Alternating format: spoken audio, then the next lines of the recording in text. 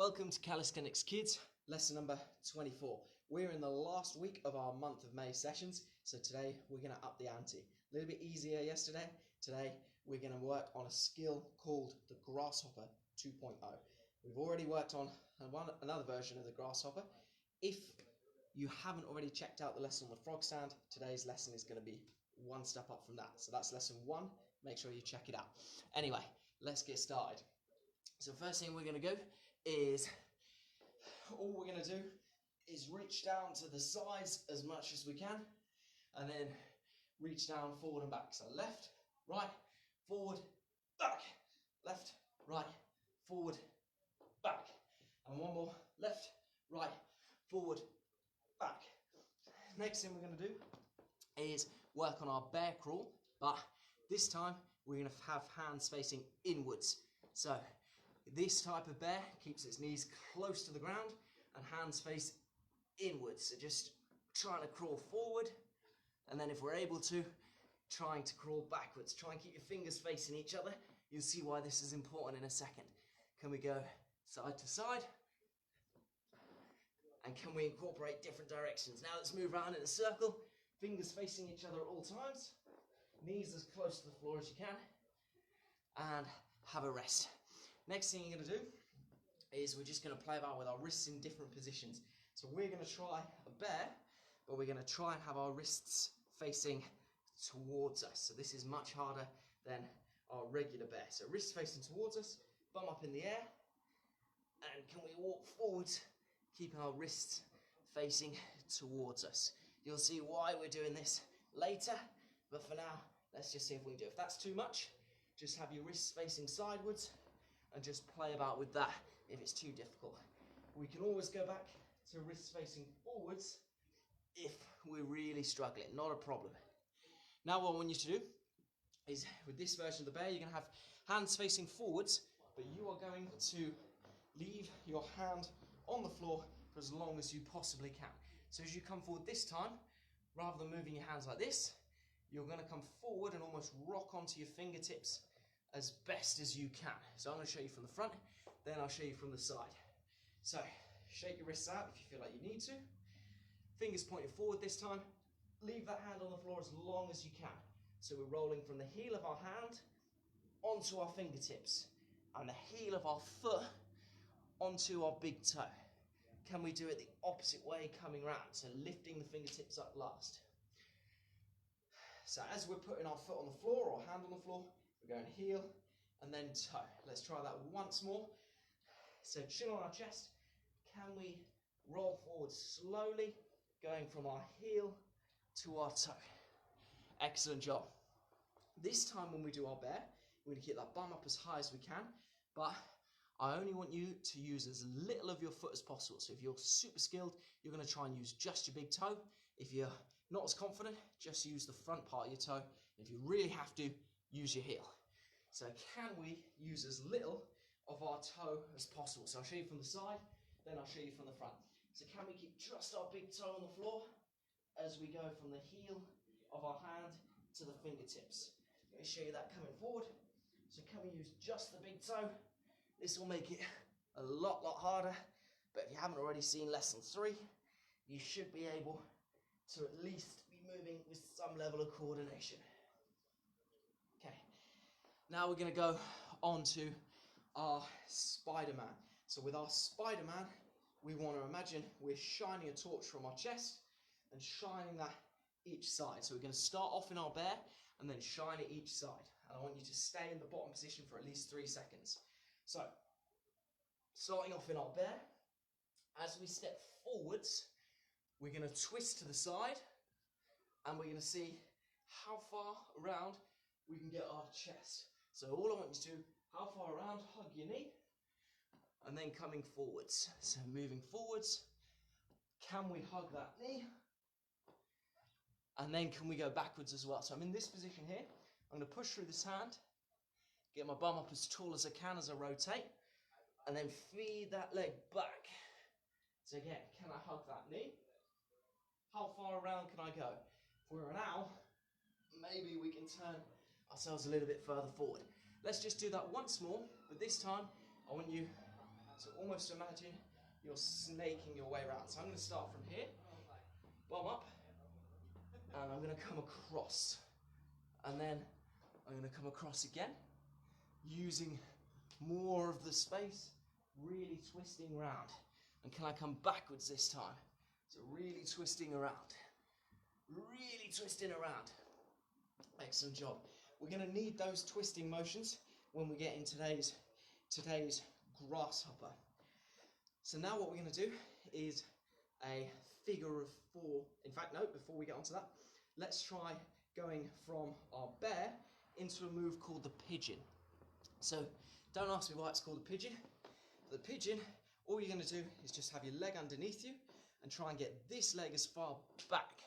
So we're going to go from our bear, so bum up in the air, to then bringing our leg underneath us.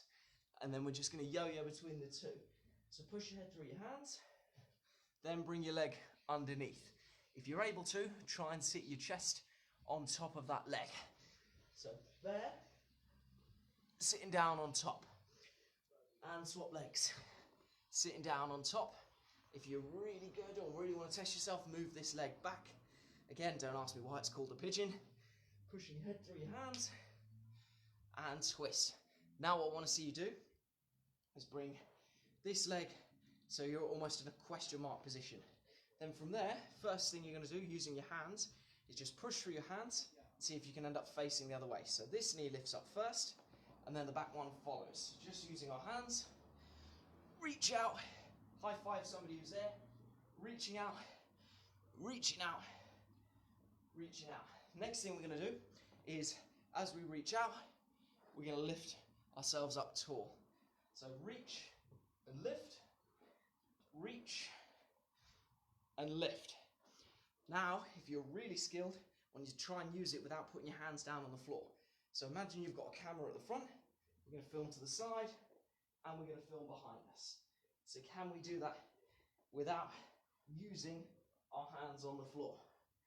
Okay, swap sides.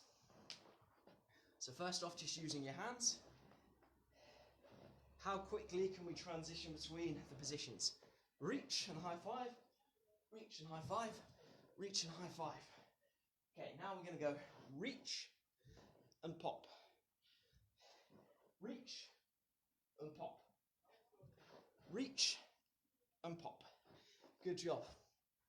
Okay, now what we're going to do is we're going to try a figure of 4.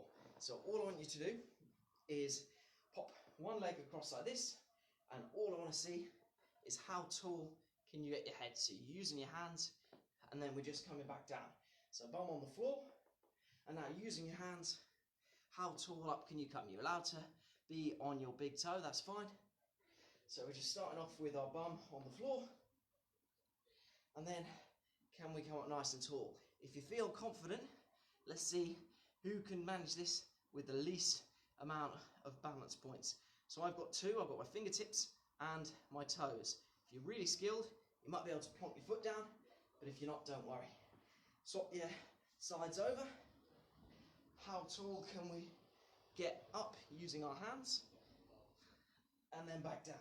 So bum on the floor, and then standing tall. So we're just working on different balance points here.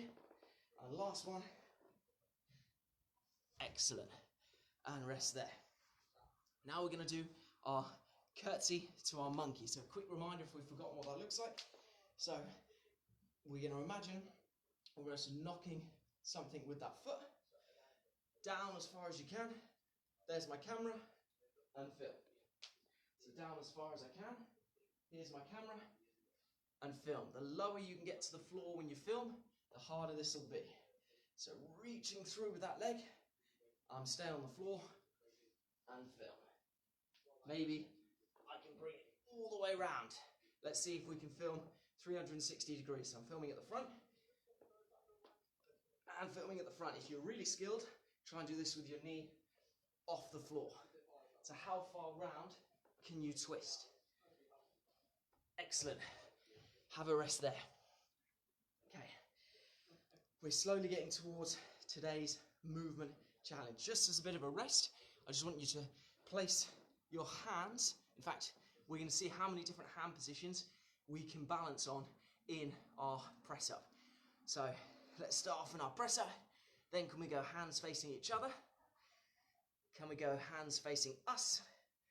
Can we go hands facing the side? And can we come back to where we started?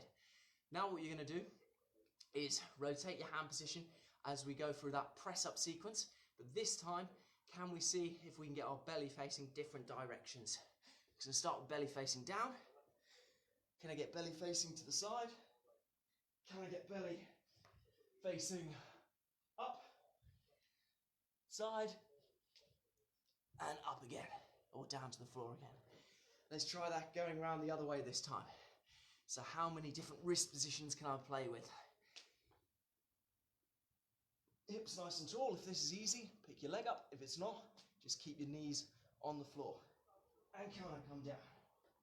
And then final one, can I come all the way around? High five if you've managed that. Okay, now we're going to get on to today's movement challenge. This is probably the hardest movement challenge, or one of the hardest movement challenges we've done so far. So if you manage this, I want you to tag Calisthenics Kids in your effort. As always, I'm going to show you 3 different levels, and even number 1's pretty tricky. So all you're going to do to start off with is, can you cross one foot over like that? And from this position, I'm just going to slide myself into view. From this position, can you just keep your elbow against that knee? So all you're doing is hands flat on the floor, elbow against the knee. So that's just challenge 1. Can you stay in this position for at least a couple of seconds? So that's challenge 1, or level 1. Let's show you that from the other side as well. You're probably going to have a good side. So level 1, can I get to the floor? Can I stack that elbow against my knee? Can I hold that for a few seconds? So that's level 1. Even that's pretty tricky, so don't be surprised if your parents and you are struggling with it. Level 2, even more difficult. We're going to try and see if we can get our feet off of the floor. So this is where I said going back to lesson number 1 on the frog stand will be useful, because this is like a sideways frog. So level number 2, cross that leg over. From this position, you're going to bring, so my right elbow is going into my right knee. I'm really going to have to dig it in, and I'm really going to have to play about with where my hands are.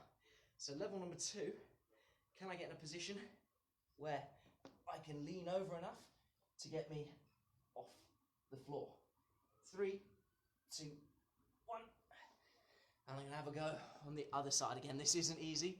Have a play about with level 1. If you're struggling, have a go on the other side. Again, not easy. So I'm going to just back up a little bit to show you level number 2 on this side. So again, I'm going to cross over my left knee this time. I'm going to make sure, oh no, put the L plate on, we've got that wrong already. So my right knee is coming over, and on this side, I'm going to go right knee into left elbow, which makes me think, did I just do it wrong on the other side? We're not just learning physical movement, we're learning left and rights as well. So, hands into the floor. Again, one side will feel better. And can we lean to the point where we can get airborne? Again, I've clearly got one side better than the other, so we're learning things about our body as well. There was level number 2. Now, if you are unbelievably skilled, here is challenge number 3. I think I'm going to struggle with this one myself. But level number 3 is, can you straighten those legs up for the full grasshopper position, or I'm going to call it a praying mantis. Google it if you don't know what it is. So here is level 3. I'm going to start off by crossing one leg over. So there's that figure 4 position we've worked on. I'm going to have my hands close to me to the side, elbow in, and then from here, I'm going to lean over to the side, lift off if I can, and if possible, I'm going to straighten that leg. Can I hold 5, 4, 3, 2, and 1. That counts as far as I'm concerned. Now, don't worry if you don't get it. This could take you a lot more than just one lesson. I'm lucky, I've had more practice. Go back and have a look at the frog sound lesson, which I believe was number 1. As I said, last week of Calisthenics Kids, so we are really upping the ante.